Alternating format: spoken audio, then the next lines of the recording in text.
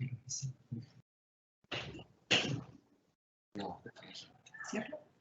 No. Sí. Hola, sean todas y todos bienvenidos a este nuevo webinario que estamos haciendo en el contexto del Grupo de Trabajo de Igualdad de Género y No Discriminación de la OLACEF. Y elegimos hoy porque hoy día además se conmemora a nivel mundial el Día Internacional por la Eliminación de la Violencia contra la Mujer. Así que dijimos, ¿qué mejor día para lanzar y contarle al mundo que tenemos este nuevo grupo sobre igualdad de género y no discriminación que un día tan icónico para las mujeres? Esencialmente, este día es el 25 de noviembre, ustedes saben, todos los 25 de noviembre se conmemora el Día Internacional de la Eliminación de la Violencia contra la Mujer, y este año vamos a ser parte, como les digo, por nuestro nuevo grupo de trabajo. A 5 años de la adopción de la Agenda 2030, que tiene como piedra angular el no dejar a nadie atrás, y siendo que uno de los objetivos de desarrollo sostenible es o está vinculado con empoderar a las mujeres y niñas y lograr la igualdad de género, nosotros como la CEF hemos creado recientemente este grupo que les contaba, con la idea de transversalizar la perspectiva de género en nuestra organización, en las entidades miembros y en ese contexto en nuestros trabajos, sea de auditoría u otros. Este grupo sobre igualdad de género y no discriminación cuenta con 12 entidades fiscalizadoras miembros y además 2 entidades observadoras, que no son EFS, pero participan desde afuera. Más información la pueden encontrar en nuestro recién relanzado sitio web, que hoy día acaba de salir del horno, así que está fresquísimo, lo pueden ir a ver, es género.olacefs.com. Ahí al lado, en el chat, les vamos a hacer aparecer el enlace para que puedan ingresar, conocer lo que estamos haciendo y nuestros trabajos en materia de género. En este webinario, en particular, vamos a abordar la violencia sistémica que afecta a la sociedad, abordando este fenómeno y explicándolo de manera que se puedan analizar sus efectos diferenciados en las mujeres y niñas. Para ello, contaremos con un panel esencialmente femenino y con la participación de 2 titulares de EFS miembros de la OLACEF. Y en ese contexto, y para partir, quiero dejar con ustedes a la ministra Diana Marcos, quien es contadora pública, licenciada en Administración, egresada de la Facultad de Ciencias Económicas y de Administración de la Universidad de la República Oriental del Uruguay. Ha ocupado importantes cargos gubernamentales tanto a nivel local y nacional en su país, y desde julio del año 2010 se desempeña como ministra del Tribunal de Cuentas del Uruguay, cargo en el que fue reelecta el año 2017 por un nuevo periodo. Y además, hoy día integra el Consejo Directivo de la Asociación Internacional de Presupuesto Público en calidad de consejera. Se ha dedicado en forma permanente a temas sobre políticas de género y a la transversalización por género de los presupuestos gubernamentales. Así que, ¿qué más les puedo decir?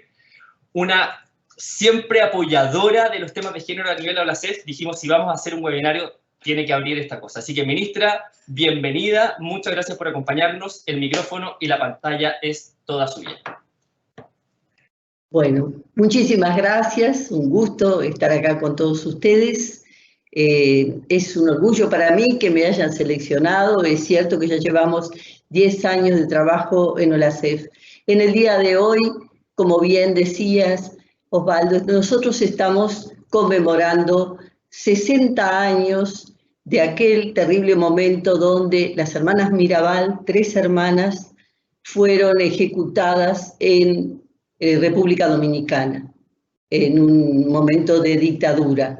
Desde ahí, en homenaje a ellas y con aquel nombre de Mariposas Negras, es que año a año se vive conmemorando el 25 de noviembre como el Día contra la Violencia de Género contra las mujeres, eliminación de la violencia de género contra las mujeres. Nosotros queremos en el día de hoy aclarar que OLACEF nos enorgullece porque desde que me incorporé en el 2010, que se ha venido trabajando con las dificultades correspondientes en la temática de género y no discriminación. Ya en el año 2012, y no por casualidad, en República Dominicana, se comienza haciendo la primer manifestación e intención para trabajar en la no discriminación de la mujer y en particular la temática de género en general. Temática que, si bien está siempre nombrada y muy discutida, ha sido muy poco entendida como un fenómeno social importantísimo y que tiene que ver con la distribución del poder en nuestras sociedades. Como decía, en el 2012 se saca la primer convocatoria a trabajar por el tema de género y no discriminación. Luego, ese mismo año, en noviembre, en Gramado, la Asamblea General aprueba el trabajo ya un poco más profundizando de la voluntad de todos nuestros países de América Latina y Caribe para trabajar en la temática. Y en el 2014, en Cusco, se profundiza nuevamente la intención de la tarea. Como decía Osvaldo, en el 2015, con la integración y la reconsideración que hemos tenido de Naciones Unidas, de la importancia de las entidades fiscalizadoras superiores para colaborar en todo lo que es los objetivos del milenio, los objetivos de desarrollo sustentable para el 2030, Naciones Unidas nos consideró como que las entidades fiscalizadoras superiores son una base muy fuerte de trabajo para colaborar con el cumplimiento que realiza cada uno de los países en esta temática y poder avanzar en ello.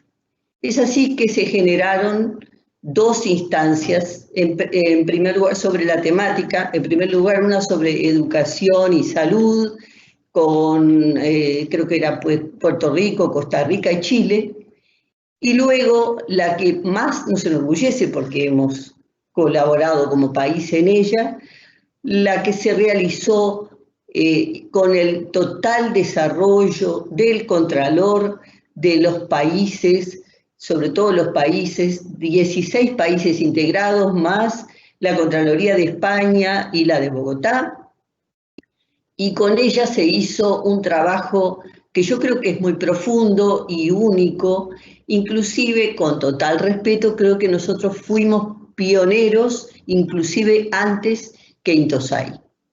Eso creo que nos tiene que ayudar a defender cada vez más la innovación, el compromiso que tiene OLACEFS, y lleguemos a este momento. ¿Qué sucede en el día de hoy? Nosotros estamos pasando en este 2020, todos los países, una situación que nadie suponía que íbamos a estar transcurriendo. Este tema de la pandemia del COVID-19 nos ha dado vuelta a todas las programaciones que hubieron en los países, en los gobiernos y también en las contralorías. Lo que ha sucedido desde marzo de este año es que lamentablemente en pocos meses se ha profundizado la pobreza, se ha dificultado cada vez más la salud. Los niños han sido considerados como vectores de transmisión de un virus que hoy día se cree que ya no es así, pero por lo tanto han perdido clases, han tenido unas situaciones de encierro que desde el punto de vista psicológico y real ha hecho que las familias queden dentro de sus hogares. ¿Qué sucede con esto? La interioridad del hogar se supone que es para prevención contra el virus, pero hay otra pandemia que es la de la violencia, que es la que se intensifica en este año con la temática de las mujeres. Todos los hogares, es decir, en este sentido quiero aclarar que son todos los hogares los que han sufrido esta situación difícil. Nosotros en Uruguay hemos tenido inmediatamente después del cierre, en los 3 primeros meses sobre todo, más llamadas que nunca a las emergencias de violencia, y a pesar de la gran dificultad que tienen las mujeres para el momento en cual hacerlo dentro de su ámbito privado.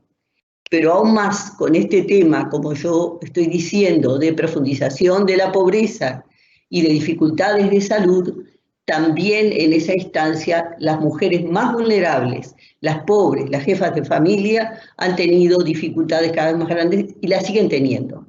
Y nosotros, como organización, sí tenemos el compromiso de utilizar y aprovechar los instrumentos que hemos ido forjando y los que estamos a punto de seguir profundizando para colaborar en el desempeño lo mejor posible, no solamente como decimos, el ODS 5, sino también el que tiene que ver con la pobreza y con los derechos humanos, es decir, todos los ODS en este caso, todos los objetivos de desarrollo nos convocan y nos implican.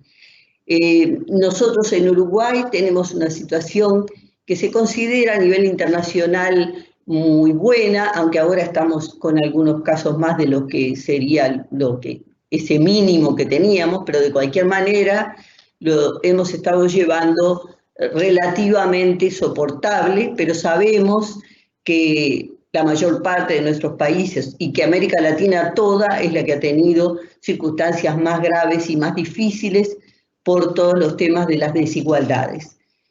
Yo, para complementar esto, quiero decir que este grupo de trabajo, que en el 71 Consejo Directivo de la CEF se resolvió sobre la no discriminación, completando esto de que nadie quede atrás, y sobre la no discriminación de mujeres, niñas y adolescentes, nos va a ayudar mucho. Es un grupo de trabajo que está previsto para 3 años, pero creo que debemos de mejorar la velocidad. Creo que tenemos que trabajar en forma tal vez un poco más rápida para poder colaborar en el cumplimiento de las leyes que tienen nuestros países, que hay que implementarlas, que deben generar una situación presupuestal favorable para esta situación de agravamiento, y que estamos dispuestos, en particular en lo que es personal, en nuestro Tribunal de Cuentas en el Uruguay, y creo que así es en toda América Latina, para colaborar como entidades fiscalizadoras superiores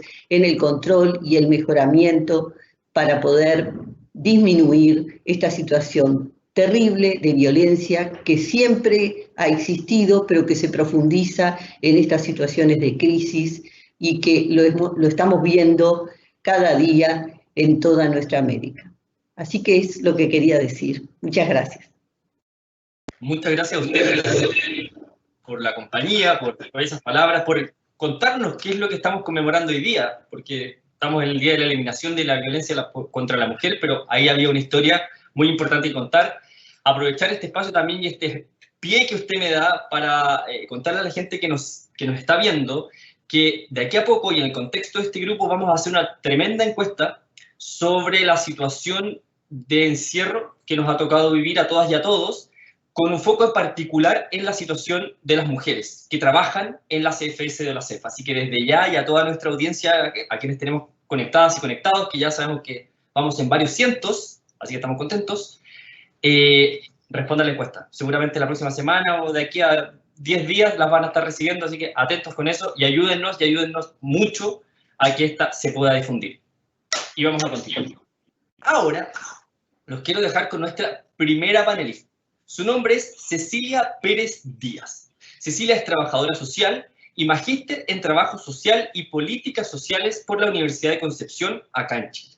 Ella es académica del Departamento de Trabajo Social en la Facultad de Ciencias Sociales de esa universidad, donde desarrolla la docencia de pre- y posgrado en las áreas de políticas sociales, género y derechos humanos, a modo de resumen, porque si las ponía todas no iba a terminar nunca. Actualmente es la directora del Programa Interdisciplinario sobre Protección Integral de la Infancia y Adolescencia en esa casa de estudios. Posee además una vasta trayectoria como consultora y relatora de organismos internacionales como la UNICEF, la OCDE, el PNUD y la CEPAL. Ha ejercido diversos cargos de importancia a nivel gubernamental en Chile, destacándose su rol como directora del Servicio Nacional de la Mujer, actual Ministerio de la Mujer y la Equidad de Género. Así que Cecilia hoy día nos va a acompañar con una ponencia sobre Estado y violencia de género, ni neutralidad ni prescindencia. Cecilia, muchas gracias, bienvenida, adelante. Muchas gracias, Osvaldo. Un cariñoso saludo a la ministra Marcos, que acaba de hablar, a nuestras compañeras de ONU Mujer de Uruguay, a las personas que van a participar de este webinar, y un saludo muy especial y mis felicitaciones, la verdad, por el trabajo de esta organización latinoamericana de entidades fiscalizadoras superiores y contralorías, porque es un trabajo muy señero, diría yo, un paso gigante adelante del movimiento de instituciones que tradicionalmente no veíamos hace algunos años atrás implicados en estos compromisos y de la perspectiva de que ustedes lo han planteado. Así que junto con ese saludo, mis agradecimientos, me siento muy honrada de que me hayan invitado a participar en esta oportunidad. Y bueno, y ojalá que podamos también tener tiempo para conversar, dialogar y contestar algunas preguntas. Lo que voy a plantear probablemente para algunos de los que están conectados y nos escuchan es algo más o menos conocido, sabido, pero creo que es importante, a partir, además del contexto en el que estamos haciendo esta conversación, ponerla de nuevo en juego, en discusión, problematizarla. Justamente por eso me parece que yo tengo una pequeña presentación que es muy breve, solo para acompañar algunas ideas. Espero que estén pudiendo verla en ese momento. Por eso que me pareció interesante, importante, plantearla de este modo, tanto desde la perspectiva de los estudios, las investigaciones en las que he estado implicada últimamente, en los temas de género, género y Estado, género y justicia, etcétera, como en la experiencia que me ha dado la trayectoria en la gestión pública de estos asuntos. Me parece que es muy importante plantear a modo de principio, digamos, de statement, por decirlo así, esto de la no neutralidad y la no prescindencia. Y quisiera que pudiéramos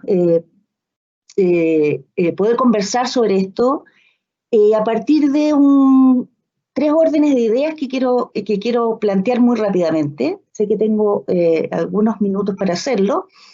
Y en primer lugar, plantear esta idea de cómo es que la violencia de género, este fenómeno de la violencia de género, es un fenómeno de alta complejidad, multifactorial, multifacético, además de un despliegue o desarrollo muy dinámico y a veces insondable. Tiene un circuito, tiene unos orígenes que son todavía más invisibles que la violencia, porque justamente el día de hoy, el día en que conmemoramos en el mundo, y de alguna manera nos recogemos en la memoria de las hermanas Mirabal y proyectamos nuestros compromisos públicos, políticos, sociales, comunitarios, personales o profesionales para contribuir a la erradicación de la violencia, cuando lo que está en el foco es la violencia y nos imaginamos esos diversos tipos de violencia, es importante ir a los orígenes, porque de ese modo no solo comprendemos o podemos reinterpretar, resituar o resignificar, como queramos decirlo, digamos, las experiencias de violencia, que son siempre experiencias vitales, únicas, de mujeres reales, pero también comprender que la violencia de género es también un hábitus, como lo diría Bourdieu, es un contexto estructural y sistémico que se construye, se reconstruye, se vuelve a generar y se va reproduciendo si es que en esas sociedades, en esos contextos, no hacemos algo distinto que quiebre esa lógica o ese circuito. Y en ese plano de cosas, el Estado como tal, con todas sus agencias, sus agentes, el servicio civil y los órganos autónomos, auxiliares del Estado, y por cierto, quienes tienen que fiscalizar no solo la legalidad de sus actos o del buen uso de, comillas, recursos, sino que finalmente el despliegue de las responsabilidades públicas.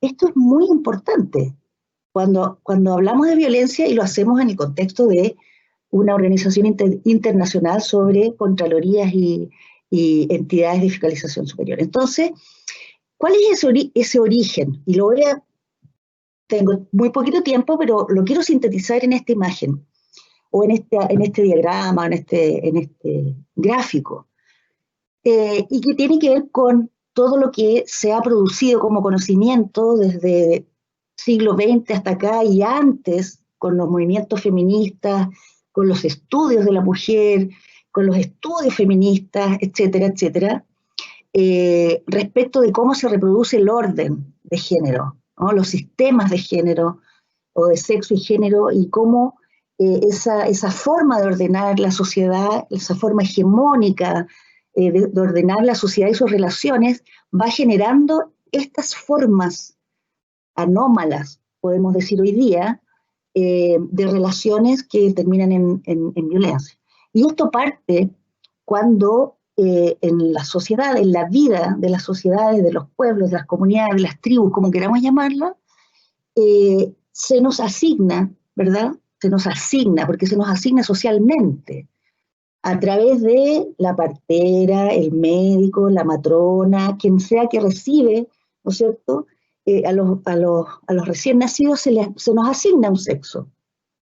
Pero en esa asignación formal, incluso institucional de sexo, a partir de esa asignación de sexo, devienen otros momentos, otros puntos de ese circuito que van construyendo una forma de comprender el rol, las funciones, la esencia, las expectativas, las proyecciones, las posibilidades, las privaciones o restricciones de esas personas, de esos sujetos en relación a esa asignación original que han sido dotados, digamos, socialmente, culturalmente, respecto de su sexo. Y en ese juego entran entonces los roles o las expectativas de roles y los estereotipos. Quiero aprovechar de compartir en este momento un trabajo reciente que desarrollamos en la Universidad de Concepción. Esta es una universidad en el sur de Chile, ¿no? fuera del centro de poder, ¿no? Una de las 3 universidades más grandes del país. Acabamos de terminar un proyecto de investigación aplicada sobre acceso a la justicia con perspectiva de género en el sistema judicial chileno, y lo hicimos con la excelentísima Corte Suprema. Y en el proceso de diagnóstico compartido con ellos, trabajamos el tema de los roles y los estereotipos, y ahí están vivos, solo que hay que saber reconocerlos, ¿no? Bueno, de lo más básico, ¿no es cierto?, de que los roles productivos y reproductivos, ¿no?, la división sexual del trabajo, cruzada además, hay que decir hoy día, o interseccionada con otras categorías de las personas, como pueden ser la raza, la etnia, el origen económico, etcétera. El que las mujeres sean las proveedoras emocionales en la esfera privada y los hombres los proveedores materiales en la esfera pública, y que por lo tanto, como dice Joan Scott, es la forma de ordenar las relaciones de poder y la forma de entonces de establecer unos ciertos modos de vida que se reproducen y que tienen impacto en las vidas privadas, en las economías, en las vidas públicas, en el perfil de las instituciones públicas, en la naturaleza de sus respuestas públicas, que son las leyes, las políticas, etc. Entonces, esto parece muy sutil, ¿no? Desde que la partera o la matrona dice es niñita, o incluso antes hoy día, ¿no? Desde que vamos al ecógrafo y nos dice, no sé cuántos meses antes, 5 o 6 meses antes, que va a ser niñita o va a ser niñito, y por lo tanto eso establece y parte estableciendo unos ciertos roles que se juegan en la esfera de la familia, y lamentablemente todavía se empiezan a reproducir o a cultivar, comillas, en las esferas de la educación inicial, con los más pequeñitos, y de ahí en lo sucesivo. Y luego, entonces, a partir de esa definición o esa creencia, ¿no?, de que esta es una distribución natural en la vida, bueno, esta asignación natural, estas ideas preconcebidas, permanentes o insistentes sobre el rol o la función que los sujetos y las sujetas cumplimos en la sociedad, se empiezan a construir los estereotipos, ¿no? Esas imágenes exageradas, recurrentes, de ideas preconcebidas sobre ciertas características que serían inherentes o serían propias de unos y otras, ¿no? Por ejemplo, a propósito del trabajo que les señalaba yo, por ejemplo, aparecían en ese diagnóstico en el sistema judicial chileno, bueno, que las mujeres no están bien preparadas para ser jefas o líderes, que las mujeres son más emocionales que los hombres, o menos racionales que los hombres, que las mujeres van a ausentarse del trabajo porque tienen que cumplir con responsabilidades reproductivas, ¿no? Todas cuestiones que hoy día cuestionamos o problematizamos, pero que más allá de los avances todavía tenemos muchas brechas y barreras. Entonces, cuando nosotros hablamos del sistema género, sexo-género, estamos hablando de que las diferencias que se establecen, comillas, biológicas, fisiológicas o anatómicamente en los orígenes del nacimiento, esas diferencias que también se expresan en otras categorías, no solo en la sexual, comienzan a ser fuente o factor de conflicto, de complejos, de problemas, etcétera, cuando se convierten o a partir de esas diferencias se construyen desigualdades. Porque si nosotros creemos que esos son los roles y creemos fehacientemente porque se ha reproducido en estereotipos que así deben ser las cosas, entonces se comienzan a establecer distinciones arbitrarias. Y empezamos a pasar de la diferencia a la desigualdad y muy rápidamente de la desigualdad a la discriminación, a hacer distinciones arbitrarias. Por ejemplo, pagarle menos a mujeres que a hombres en el mismo trabajo.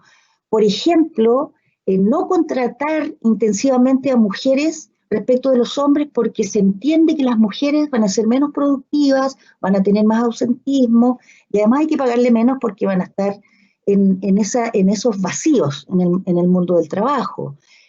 Porque hay algunos trabajos, algunas labores, algunos roles o funciones productivas, competitivas en la economía, en la cultura, en la política, que no están previstas para las mujeres. Entonces las barreras, los obstáculos, las brechas son mucho más amplias para las mujeres que para los hombres. Y eso se transforma en la vida real en discriminación pura. Y entonces podríamos decir que en esa espiral o en ese circuito complejo se vive, se transforma, se constituye la violencia. Y la violencia entendida no solo como el golpe duro y fuerte de un puño sobre el cuerpo de una mujer, ¿no? No es la violencia doméstica exclusivamente, no es el control de las autonomías o de las libertades en la esfera privada, es también el acoso sexual en el trabajo o en la calle, es la imposibilidad o las barreras para acceder a un proyecto de vida y de realización igualitario respecto de hombres y mujeres, etc. En esa lógica, o en ese orden de cosas, y avanzo, me parece que ni el Estado, por lo pronto el Estado, con todas sus expresiones públicas, de poderes públicos, etcétera, no puede ser neutral ni puede ser prescindente. No puede ser neutral, ¿por qué? Porque la neutralidad lo único que hace es mantener el orden de las cosas o incluso profundizar las desigualdades. El Estado es el único, a partir de sus atribuciones, sus legitimidades, sus dotaciones de poder, el que puede activar dispositivos de preferencias en aquellos contextos de desigualdad, no solo los de género, pero particularmente en los de género. Entonces, si nosotros creemos que hay desigualdad de género, inequidad de género, injusticia de género, el Estado debe, porque además se ha obligado a esta altura de la civilización, ¿no es cierto?, se ha obligado a suscribir acuerdos internacionales sobre estas materias. Y eso debe estar muy presente, no solo en la administración del Ejecutivo, sino que en los parlamentos, en los sistemas judiciales y, por cierto, en aquellos órganos autónomos que participan tan directamente de la acción del Estado, como por ejemplo el caso de las Contralorías. Y la no prescindencia, por ejemplo, en el caso particularmente de la violencia, es porque cuando la cuestión de género se convierte en una preocupación del Estado, y esto hace ya muchos años desde que se empezaron a establecer en la década de los 70 las primeras reuniones mundiales sobre mujeres y luego el 89 con la CEDAW, cuando el Estado se obliga a reconocer y a proteger los derechos de las mujeres o la igualdad de las mujeres, lo que finalmente eso significa es que hay muchas de las cuestiones que se viven en la esfera privada que se convierten en públicas y se convierten en políticas, en cuestiones políticas. El Estado no puede prescindir, no puede hacerse un lado, no puede omitirse frente ni a la desigualdad, ni mucho menos a la violencia que ocurre en la esfera privada o pública y o a la violencia que puede el mismo Estado reproducir.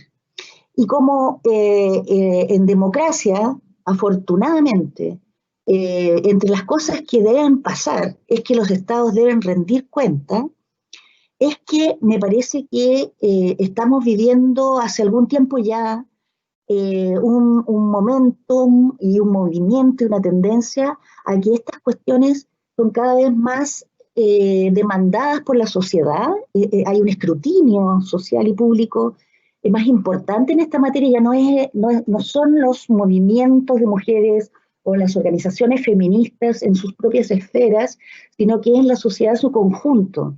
Y me parece que en lo que sí hay que avanzar es en que exista esa exigencia de cuentas que nosotros denominamos en el mundo de lo social la contraloría social, que es de las organizaciones, de las propias mujeres en este caso, de toda la sociedad civil, con todas las organizaciones intermedias, pero también, y por eso me parece tan relevante, lo que está ocurriendo en el mundo de las contralorías en América Latina. A mí me parece notable. Yo he seguido el trabajo que ustedes han hecho como la CEF, miré incluso la última auditoría coordinada de género que se hizo, miré el informe chileno y me parece notable. Yo fui ministra de la Mujer hace 15 años atrás y no habríamos ni soñado una cosa como esta. A mí me tocó implementar el sistema de equidad de género en la administración pública, el programa de mejoramiento de la gestión, el PMG de género, todo lo que hoy día conocemos. Y fue muy difícil hacerlo dentro del Estado, con los mismos organismos y ministerios de gobierno. Pensar hoy día en una contraloría moderna del siglo XXI, que más que no es que abandone, pero transforma su rol desde la mirada, ¿no es cierto?, con lentes de mucho aumento en los números, en las cifras, en los procedimientos, y que hoy día se pongan lentes rosados, los lentes de género, para observar, fiscalizar y acompañar el trabajo que los organismos del Estado, en toda su dimensión, la administración pública, los municipios, tienen que hacer en una mirada además mucho más comprensiva, mucho más avanzada de lo que entendemos por el buen uso de los recursos, entendiendo los recursos como todos los medios que el Estado tiene para hacer posible o cumplir con estas agendas. Con esto voy terminando porque quisiera, insisto, una vez más, reconocer este trabajo, y para quienes nos escuchan, si es que hay en el auditorio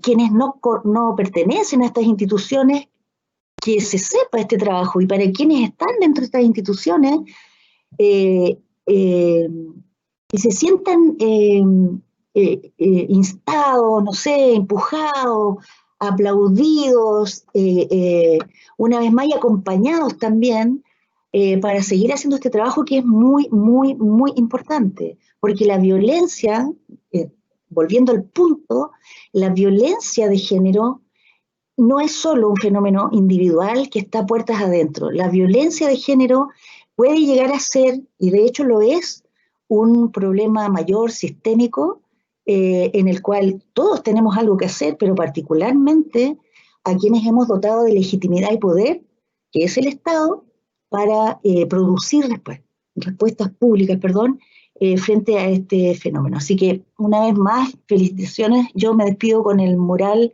con el mural de la presencia de América Latina, que es el mural que tenemos en la Pinacoteca, en nuestra sala de arte de la Universidad de Concepción, que espero alguna vez todos puedan visitar. Muchas gracias, Osvaldo. Wow, muchas gracias, Cecilia. Tremenda charla, tremenda exposición que nos diste, buenísimo. Qué buena forma de encarar y ver esa línea, como, no sé si temporal, pero al menos evolutiva, de cómo a partir de ciertas asignaciones terminamos con el tema de violencia. Súper interesante y bueno, nada que decir, más que agradecidos y agradecidas por el destaque que nos dabas al final de la auditoría, que fue un tremendo trabajo. De hecho, fue la primera auditoría, la más grande que se había hecho hasta ese minuto, fue la primera intercontinental que habíamos hecho hasta ese minuto. De verdad que fue muy interesante. Así que muchas gracias también por tu participación y por tu reconocimiento. Y para continuar, los quiero invitar. Les quiero invitar a todas y todos a que, si tienen preguntas, que ya veo que nos están llegando, las pueden hacer a través del chat, que está al lado derecho no soy muy bueno para saber cuál es la derecha y la izquierda, pero al lado derecho del sistema. Ahí van a encontrar un chat, ustedes mandan sus preguntas, y aquí tenemos a Leandro y a Daniela que están respondiendo sus comentarios y tomando las preguntas para compartirlas entonces con nuestras panelistas. Y entonces ahora las quiero dejar con María Noel Báez. María Noel es directora regional de ONU Mujeres para las Américas y el Caribe. Previamente trabajó como directora de la división de programas en la sede de ONU Mujeres en Nueva York, luego de haberse desempeñado en diversos cargos en la United Nations Office for Project Services, tanto en América Latina y el Caribe, como en su sede central en Dinamarca y también en el PNUD. Antes de su incorporación a Naciones Unidas, ocupó diversas posiciones en el Ministerio de Relaciones Exteriores del Uruguay, además de ser representante alterna del Uruguay ante la Junta de Gobernadores del Banco Mundial.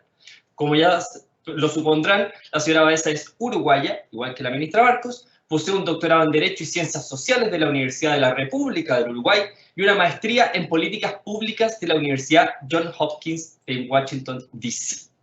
Así como Cecilia nos contaba entonces este contexto de la violencia, de dónde viene y cómo se llega a esto, ahora María Noel nos va a hablar de la violencia contra las mujeres en el marco del cumplimiento del ODS 5 sobre igualdad de género o equidad de género, depende de la traducción que quieran, y la conmemoración del 25 de noviembre. Así que María Noel, bienvenida, muchas gracias por tu disponibilidad, por estar acompañándonos acá. El micrófono y la pantalla es toda tuya. Bueno, muchísimas gracias. La verdad es un gran honor para mí estar junto con ustedes hoy. Te agradezco muchísimo la invitación y también el partenariado que tenemos. Ahí vemos la voluntad política que tiene OLACEF de llevar a cabo efectivamente el enfoque de género en sus auditorías. También para mí es un gran honor estar con la ministra Diana Marco del Tribunal de Cuentas del Uruguay.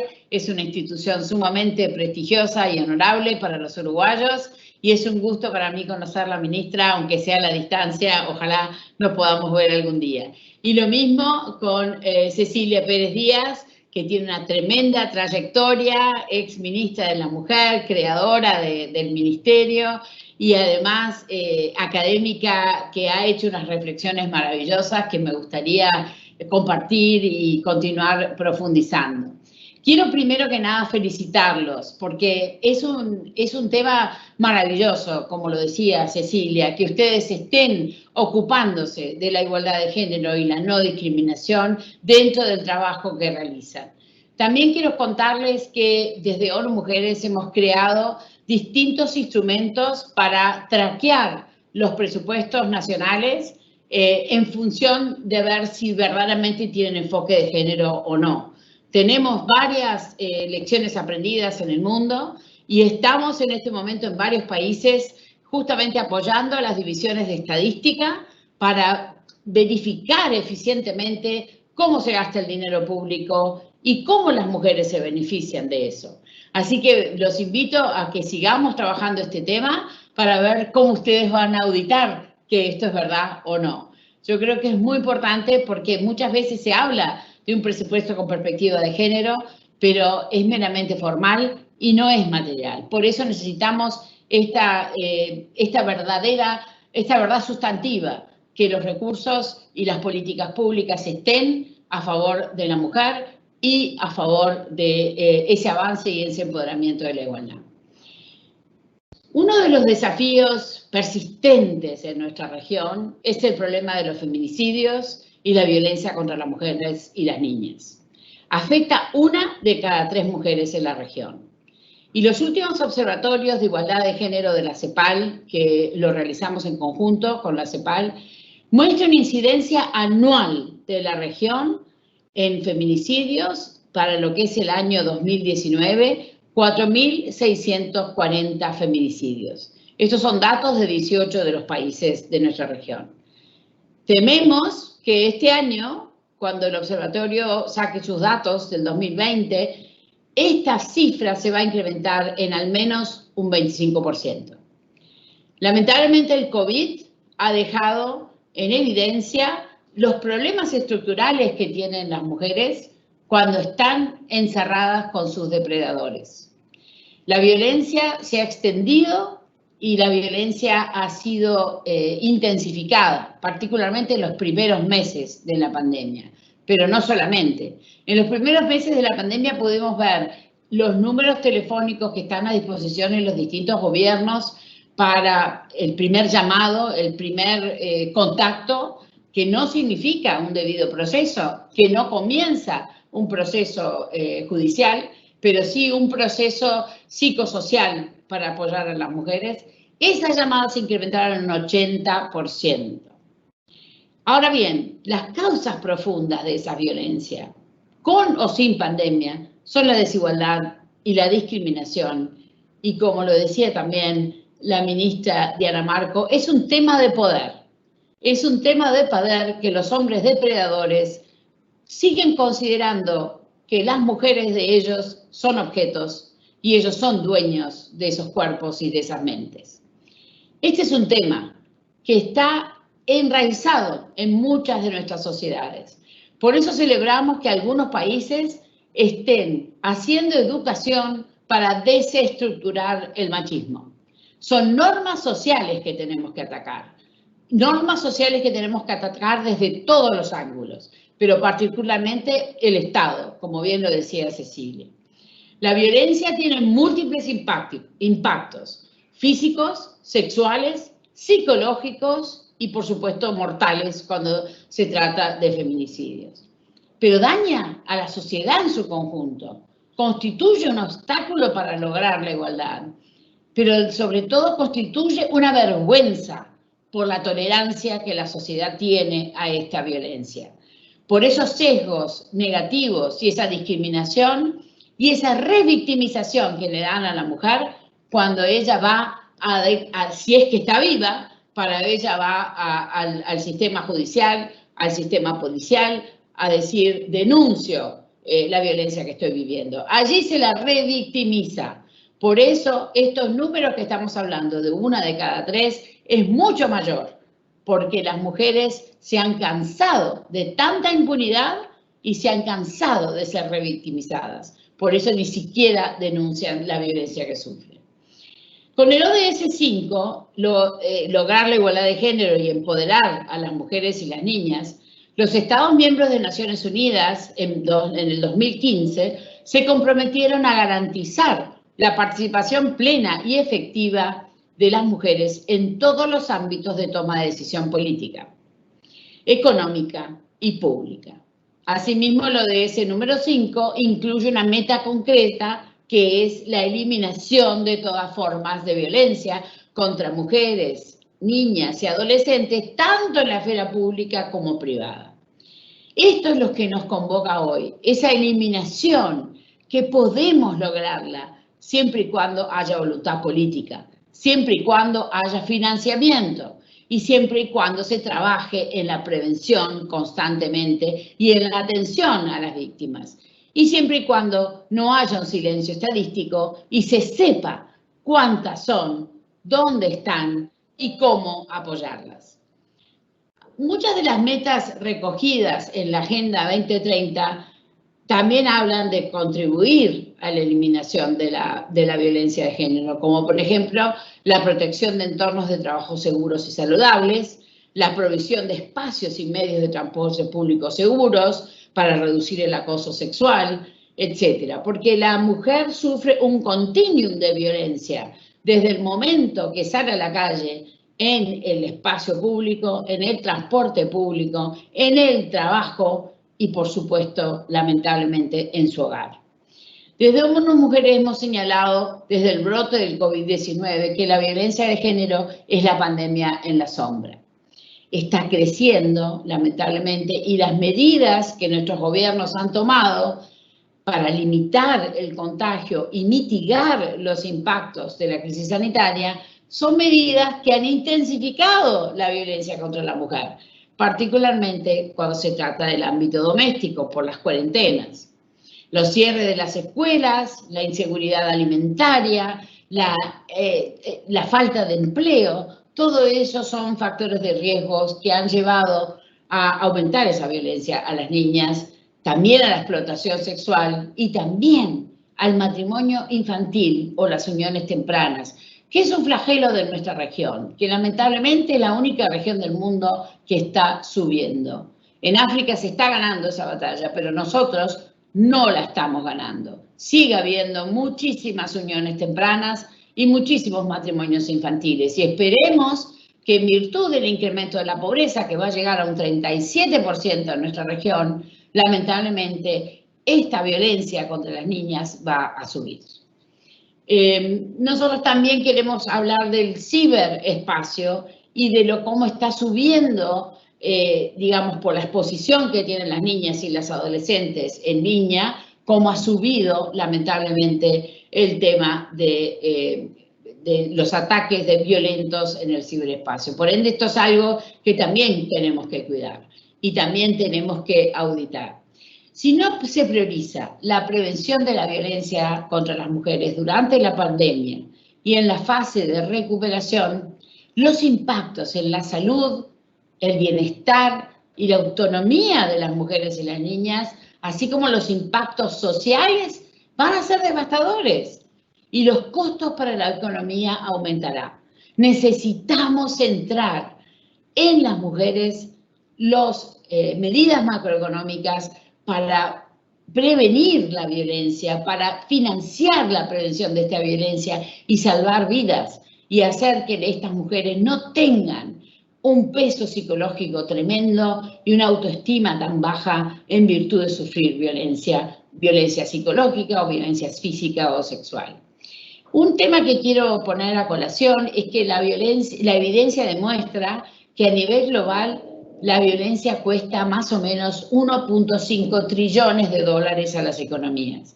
En América Latina esto representa entre un 2 y un 5% del Producto Bruto, depende del país.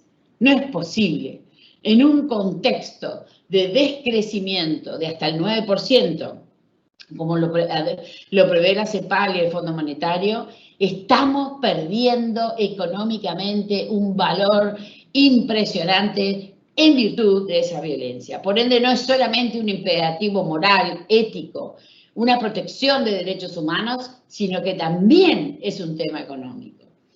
Las causas profundas de esta violencia, como yo mencionaba, es la discriminación y la desigualdad, y esa desigualdad y esa discriminación es estructural e institucional también, como muy bien lo señaló Cecilia. Nosotros lo que pensamos es que debemos actuar y debemos actuar de una manera decidida para fortalecer las redes de atención, en particular los refugios, para asegurar provisiones de servicios alineadas con las disposiciones sanitarias y también tratar de fortalecer las organizaciones sociales de base, que son las primeras que están ayudando a las mujeres cuando más lo necesitan. Debemos tener confianza en que la mujer sabe cómo defenderse, pero también a veces no tiene a dónde ir. Y eso es lo que ha pasado en la pandemia. Muchas veces esas redes que la mujer tenía antes no existen hoy en día. Primero por la cuarentena y segundo por la falta de recursos. Por eso tenemos que financiar la prevención de la violencia de una manera decidida y tiene que entrar dentro de las medidas macroeconómicas de recuperación. Quiero contarles que estamos trabajando con la red especializada de género de la Asociación Iberoamericana de Ministerios Públicos para promover la adopción de modelos de protocolo latinoamericanos para la investigación de los feminicidios y para promover buenas prácticas. Por eso me encanta que OLACEF pueda compartir entre los integrantes de OLACEF esas buenas prácticas de auditoría y esas buenas prácticas de cómo analizar cómo están los gobiernos gastando los presupuestos. Queda mucho por hacer, pero tenemos que afrontar una voluntad política necesaria para que se declare urgente el fin de esta pandemia en la sombra. Necesitamos ser más disruptivos, utilizar todos los medios que tenemos a nuestra disposición, sea innovaciones tecnológicas, ciencias del comportamiento, involucrar a los distintos actores. Tenemos los medios para terminar con este flagelo. Falta la voluntad política y el accionar verdaderamente directo para que esto termine. Y quisiera decirles que el secretario general de Naciones Unidas lanzó esta estrategia sobre la base de la campaña que tenemos ya hace casi 20 años, una campaña que se llama UNITE. Es una campaña que comienza hoy y termina el 10 de diciembre, que es el Día de los Derechos Humanos. Nosotros decretamos que estos son 16 días de activismo para hablar de la violencia de género, para buscar soluciones, para generar consensos y para que ojalá se aumente el financiamiento y la voluntad política.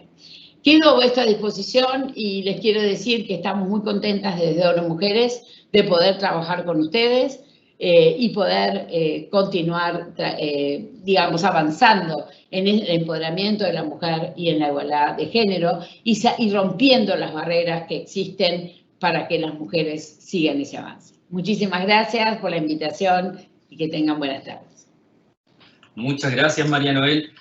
Siempre escuchar organismos de las Naciones Unidas, por una parte es como un medio dicotómico, porque por una parte te dan unos números que no queda, pero wow, quiero morir, pero por otro lado dice, bueno, por lo menos si tenemos números sabemos contra qué estamos luchando, cuál es el tamaño del monstruo.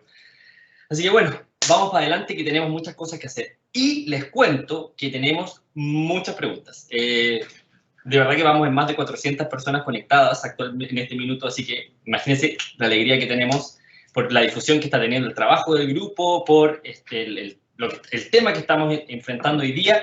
Y para hablarles de este tema, les quiero comentar, mira, tenemos varias preguntas, pero no quisiera hacer como, esta pregunta es para la ministra, esta pregunta es para Cecilia o esta es para María Noel. Yo voy a lanzar la pregunta, quien sienta que tiene más vinculación, se lanza, libremente. Esto como en la televisión. Al que le tinque más, como dice la chilena. Eso. Mira, quiero partir sobre un comentario que nos manda Miriam desde Guatemala. Dice, yo un comentario, y a partir de ese comentario quiero enganchar con una pregunta que nos hace otra persona. Dice, fui jueza por 24 años y en 2016 fui destituida injustamente. He litigado mi caso, pero basados en la discriminación, compadrazgo y corrupción, mi reinstalación ordenada por la Corte Constitucional de Guatemala desde noviembre del 2016, debido a complacencias y prepotencias y machismo, mi caso no se ha concretado y por lo tanto sigue sin reintegrarse a su cargo de jueza. A propósito de ese comentario entonces que nos hace Miriam, yo les quería compartir una pregunta que nos hace Marcela y dice, ¿se puede hacer una distinción sobre las diversas clases de violencia de género y sobre las formas de enfrentar una que es más sutil que la otra, sobre todo cuando nos referimos, por ejemplo, a la violencia verbal? No sé qué les parece. Violencia es una violación de los derechos humanos, sea psicológica, sea cibernética, sea sexual, sea verbal, no importa cómo sea. La cosa que es violencia. Y eso es lo que tenemos que visibilizar, lo que tenemos que atacar y lo que tenemos que tratar como sociedad a no avergonzarnos más y a no tolerarla más y a pararla. O sea, la violencia se para todos los días, porque la violencia que sufre la mujer es todos los días, a toda hora, con esos chistes machistas, con esos comentarios, así se empieza. Con no dejen pasar ni un comentario. No tenemos por qué aguantarnos que nos traten así. Así que a pararla verbal para que no sea psicológica y para que no se convierta en una violencia física también. Así es.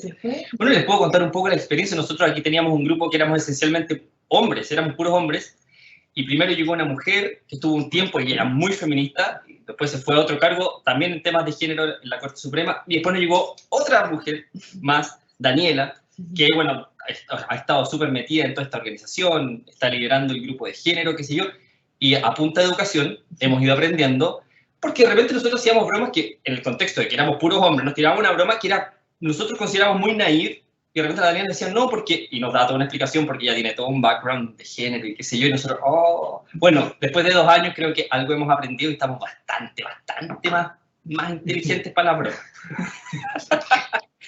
Bueno, sobre eso, perdón, un solo comentario breve, que para juntar 2 cosas, yo creo que hay varias claves a partir de lo que decía María Noel. Una de ellas es la de trabajar esta deconstrucción desde la más temprana edad. Hay un desafío ahí muy importante. A mí también me ha tocado trabajar en formación de género de educadoras de párvulos, llamamos aquí en Chile, ¿no? Porque los niños, los más pequeños, no hacen ninguna distinción, ninguna diferencia. Al contrario, hoy día ya sabemos incluso que las identidades de géneros diversas se empiezan a expresar a muy temprana edad. Pero eso hay que contenerlo, hay que conducirlo y hay que articularlo con las vidas de las familias, de esos niños, etc. Entonces hay un desafío importante que también es del Estado, de la educación inicial y del seguimiento que se le puede hacer, ¿no? Desde las contralorías y demás a esos procesos. Y lo otro es la formación de masa crítica en el servicio civil. O sea, esto que tú cuentas, Osvaldo, ¿no? Bueno, nosotros éramos así, pero llegó una compañera, claro, esa compañera probablemente, no sé, se formó en la universidad o salió a estudiar un posgrado afuera en estos temas, y bueno, tenemos que llenar de esos activos las organizaciones, porque, claro, nosotros ya somos grandes, estamos formados, en fin, la deconstrucción es un proceso continuo. Entonces pondría yo esas 2 claves, ¿no? La formación inicial con perspectiva de género, de géneros, y la masa crítica, la formación de la masa crítica en este caso el servicio civil, para ponerlo en el contexto que estamos discutiendo.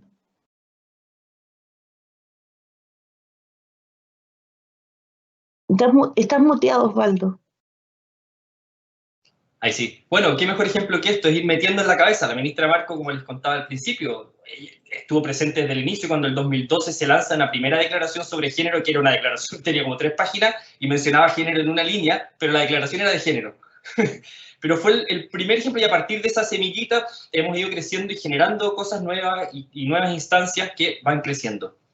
Y en ese contexto me gustaría hacerles otra pregunta. Dice que, no tengo el nombre, pero dice Anónimo, nos comenta, dice, en los últimos años, la estrategia de gender mainstreaming, de transversalización de género, ha sido reconocida como la forma de incorporar la perspectiva de género en el ámbito público administrativo, comprendiendo también los programas para erradicar las violencias basadas en género. No obstante, gran parte de las críticas de esta transversalización apuntan a la instrumentalización o tecnificación de la lucha feminista, con eventualmente menores resultados estructurales. Desde su perspectiva, ¿qué les parece esta como opinión contraria a la transversalización y qué sugieren para evitar que la perspectiva de género no quede en indicadores y menciones en documentos técnicos y no baje a donde tiene que llegar? Bueno, eso es lo normal, ¿no? Que nos pongan en un rinconcito. Discúlpeme, ministra, que usted quiere hablar, yo ya hablé demasiado. Adelante. Pero es muy normal, ¿no? Que digan, bueno, vamos a hacer el mainstream of gender. No quiere decir nada. Meter el género, hay que meterlo con realidades. Yo soy partidaria de las cuotas, soy partidaria de la paridad, soy partidaria de que hay que usar todos los instrumentos posibles para que verdaderamente se nos dé ese derecho que nos merecemos, que es estar en paridad con los varones. Hasta que no lleguemos a eso, no vamos a parar. Y segundo, este mainstream puede, digamos, ocultar una no voluntad. sí, vamos a poner el género en toda y resulta que después lo medís y no hay nada. Entonces yo no me la creo ese cuento de... Perdone, Sí. ministra. No, al contrario. Yo lo que quería decir y agregar, y tal vez por una deformación profesional y mi dedicación desde tantos años a los temas presupuestales, es que sí, por lo menos a nivel público y de gobierno, todas las políticas sociales que se implementan, todas las leyes que se plantean a nivel legislativo y las reglamentaciones inclusive, para que nosotros podamos hacer los contralores, realmente hay que dotarlos de presupuesto. Nosotros los contadores decimos que si un presupuesto no tiene dinero, no existe. Esa norma no es válida.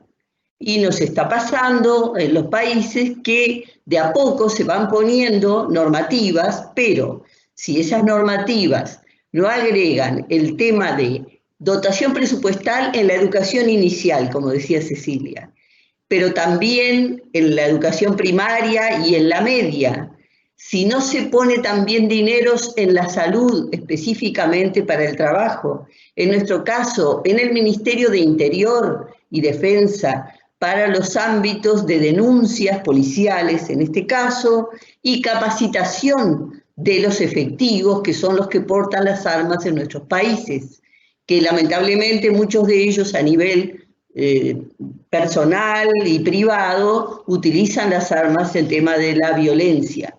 Y también los temas de los ministerios de la mujer o las entidades como se denominen. Nosotros en este presupuesto quinquenal que estamos discutiendo tenemos una ley aprobada que tiene una profundización de los juzgados, digamos, especializados, porque si no están en todos los ámbitos las oficinas en todo el país, y eso que el Uruguay es muy pequeño, pero si no están en todos los ámbitos las oficinas para que se pueda trabajar con la temática de forma separada, entonces muchas veces los niños que son violentados demoran un año en que su caso se estudie o más, lo mismo las adolescentes, lo mismo la temática de la violencia intrafamiliar. Y fundamentalmente en la salud, todo el aporte psicológico de la víctima, por lo que se decía, porque la víctima no es solamente la que recibe un golpe, también es la que tiene una situación grave, a veces gravísima, de depresión y situaciones hasta intentos de suicidio por toda la violencia que se vive, ya sea en el ámbito familiar, en el ámbito de estudio o en el trabajo. Eso quería decir, me parece fundamental que estén, como decía hoy Osvaldo, los números, pero también los números presupuestales que deben estar en las leyes para poder implementar las políticas. Gracias, ministra. Cecilia, ¿estamos? Porque ahora quería llegar a un punto que ha sido súper conversado y quizás también conversado porque me toca en lo personal, esencialmente porque muchas veces me dicen, ¿y qué haces tú trabajando en temas de género? Entonces, aquí recibimos una pregunta desde Guatemala que nos dice, el tema tratado en este webinario es muy interesante, pero ¿será más interesante para el género femenino que para el género masculino? Yo creo que no. ¿A qué género debería interesar más? Ambos géneros se deben interesar por este tipo de temas porque en el presente webinario, según mi apreciación, hay asistencia de un 90% de género femenino y 10% de masculino. Ahí no lo sé, amigo, porque ni siquiera nosotros sabemos quiénes están. Pero sí, puede ser, eventualmente, muchas veces cuando se habla de género, hay más mujeres que hombres. Dice, ¿todo el tema de la violencia contra la mujer es de parte del género masculino al género femenino? No he escuchado directamente en el webinario tal afirmación. ¿Cuáles son los estratos sociales en los que más se marca esta situación? Entonces yo creo que un poco ahí hablar de qué significa género en términos generales. Yo creo que, claro, las primeras perjudicadas cuando hablamos de género son las mujeres porque hay un contexto histórico, pero creo que esto va mucho más allá. Y me quedo ahí, no hablo más. Porque para eso también O sea, esta es una típica pregunta, ¿no? ¿No es verdad, María Noel? Siempre tenemos que contestarla. Pero hay que hablar de esto, efectivamente. O sea, en primer lugar,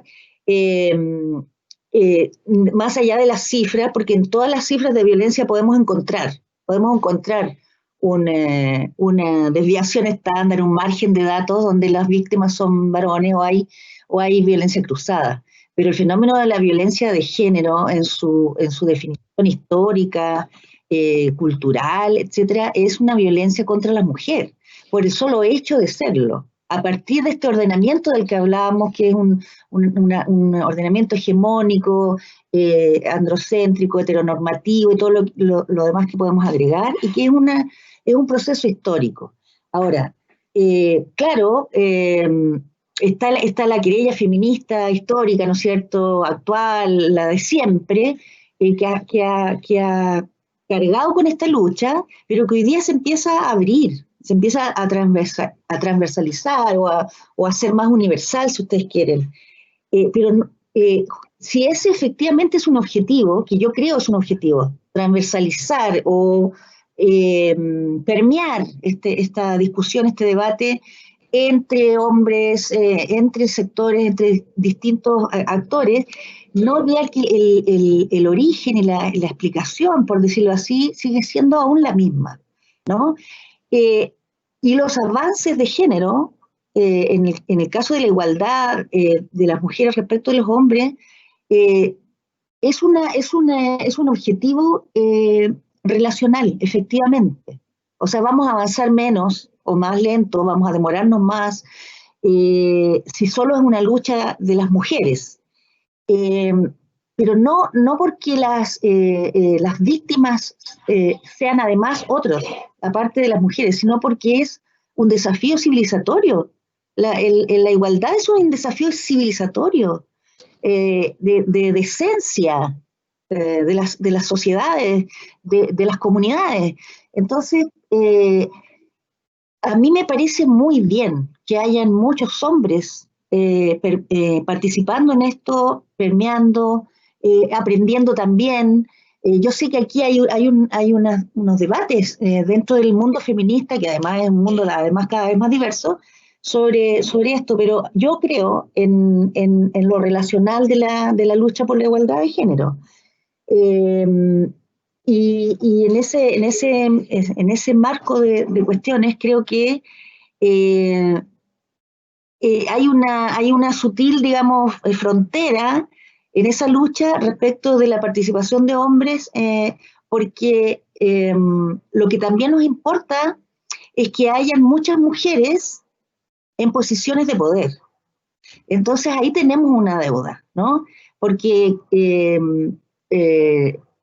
normalmente los hombres que se van incorporando en estas luchas o en estas agendas son compañeros, son pares, son parte, ¿no es cierto?, del segmento intermedio del Estado. Pocas veces son las autoridades políticas, etcétera. Ahí hay un doble desafío, ¿no? Que los hombres se incorporen en esta agenda, pero que las mujeres también puedan acceder a espacios de poder, porque también los espacios de poder son los que permiten los cambios. ¿No es verdad, María Noel?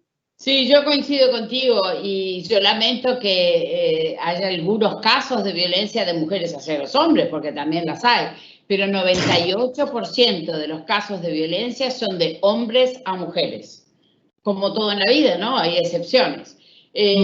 Pero coincido contigo, si no tenemos espacios de poder, no vamos a poder cambiar la realidad. En este momento, 100% de los presidentes de la región son hombres, 100%. 70% de los parlamentos de la región, en promedio, está integrado por hombres. Y 85% de los alcaldes son hombres. Tenemos una excepción ahora que Bogotá y México son dos mujeres extraordinarias que son alcaldesas. Pero estos son los números, esta es la realidad. Si no tenemos una porción paritaria de integración en la política, va a ser muy difícil que se puedan cambiar esas leyes. Solo mujeres titánicas que pelean contra 40 hombres a la vez. Y no ese es el caso. Yo creo que tenemos que darnos cuenta que es un tema societal, es un tema de convivencia pacífica, es un tema de bienestar público, porque no es solamente un tema de crecimiento económico, sino es un tema de bienestar público. Y no nos olvidemos de un tema, y con esto tengo que partir lamentablemente, el tema de los cuidados. El tema de los cuidados, las mujeres hacen 4 veces más que los hombres, y en esta pandemia mucho más. ¿Qué es este tema de los cuidados? Mucha gente me dice, ¿qué es eso de que hablas de cuidados no remunerados? Bueno, sí, son cuidados no remunerados. Yo soy madre y para mí fue un placer cuidar a mis hijos, ¿no? Y los sigo cuidando a pesar que son grandes y no me dejan, pero los sigo cuidando. Y para mí era difícil venir a casa después de trabajar 9 horas, de no dormir de noche, de tener que cambiarle los pañales, no había, lamentablemente en mi pareja, un balance, ¿no? De que hoy me levanto yo, mañana me levanto yo. Creo que las generaciones futuras va a cambiar eso, pero no ha cambiado mucho en la pandemia. Es un tema de corresponsabilidad los cuidados. Estamos viviendo en la misma casa, tenemos los mismos hijos. ¿Por qué uno tiene que hacer más que el otro? ¿Por qué no podemos tener un contrato social en el hogar que diga no solamente sacar la basura una vez por semana, sino que también cocinás y lavás y cambiás pañales? O sea, tiene que haber esa negociación familiar, esa negociación pacífica, ese entendimiento. La pareja tiene que tener un equilibrio. Tenemos que empezar con esos equilibrios. Yo veo las nuevas generaciones que son mucho mejor, pero todavía no estamos ahí. Es muy importante porque los cuidados representan, el cuidado no remunerado en muchos países llega a un 20% del Producto Bruto, lo que significa que las economías están en los hombros de las mujeres, que después salen los hombres y dicen, no, mi mujer no trabaja. ¿No trabaja? Eso es lo primero que dicen, los invisibilizan la tarea no remunerada porque no la consideran, ahí empieza la falta de respeto, la falta de dignidad que se le da a la mujer. Por eso de ahí a decir, no, mi mujer no trabaja, pegarle es un pequeño paso, ¿no? Por eso no podemos dejar que los cuidados estén solo a cargo de las mujeres. Las mujeres tienen derecho a un reconocimiento, a una redistribución y a una reducción del cuidado no remunerado del hogar. Así es. Gracias, Mariano. ¿Ministra quería decir algo? ¿No?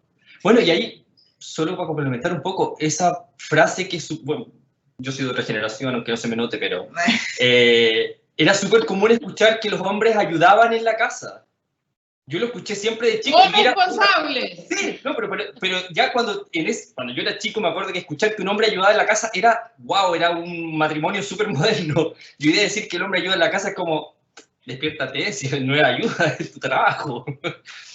Mira, estamos un poco pasados en la hora, ya María Noel se tiene que ir. Bueno, estamos con 3 personas súper ocupadas, así que muy agradecido, pero solo quería compartirles un comentario muy cortito que nos hace LAP, deben ser las iniciales, y dice: me gusta escuchar que la lucha por equidad de género no se olvida, que se mantiene constante, depende de todos, que nuestras niñas no tengan que dar explicaciones o defenderse de chistes en 20 años más. Felicitaciones por educar. Eso yo creo que resume un poco el sentimiento de todas y todos quienes estamos participando en este webinario desde el otro lado de la pantalla y acá dentro del sistema. Así que muchas gracias, ministra, por su participación, por su constante apoyo a nivel de la CEF en estos temas.